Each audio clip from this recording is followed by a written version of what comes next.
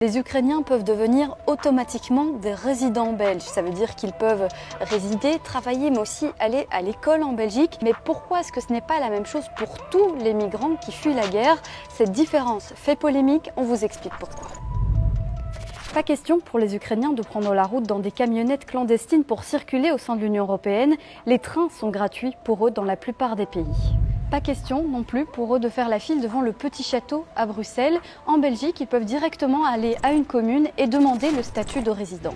Alors l'Union européenne se montre clairement solidaire. Elle a attribué un statut de protection temporaire aux Ukrainiens. Cette mesure, elle a pour but de protéger toutes les personnes qui fuient une guerre et c'est la première fois qu'elle est enclenchée. Mais pourquoi ne l'a-t-elle pas été pour d'autres guerres? La Syrie, le Yémen, l'Afghanistan? On va écouter l'explication du secrétaire d'État à l'asile et à la migration. On parle très souvent de l'accueil dans la région. C'est important d'accueillir les gens dans la région. Entre Bruxelles et Lviv, en Ukraine, vous savez combien de kilomètres il y a? 1600. Et donc on est la région. Il y a deux pays entre la Belgique et l'Ukraine, qui sont donc l'Allemagne et la Pologne. Et donc on doit garantir qu'il y a une structure qui est mise en place pour garantir que cet accueil dans la région se fasse dans les conditions nécessaires. Ici, clairement, le secrétaire d'État justifie la différence par une frontière commune entre l'Ukraine et l'Union européenne, mais dans les faits, pour les militants des droits de l'homme, une guerre reste une guerre.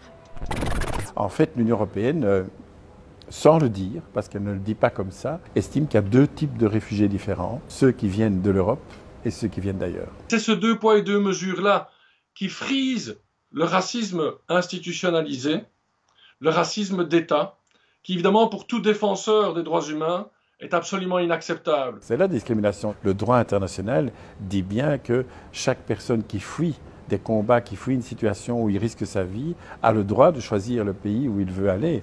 C'est le droit aussi du pays d'examiner s'il répond bien aux critères de la Convention de Genève. Ce qu'on fait aujourd'hui pour les Ukrainiens, ce n'est que normal, ce sont des réfugiés. Je ne peux que saluer cette décision parce qu'elle est respectueuse des droits humains de ces réfugiés ukrainiens. Donc c'est une bonne chose.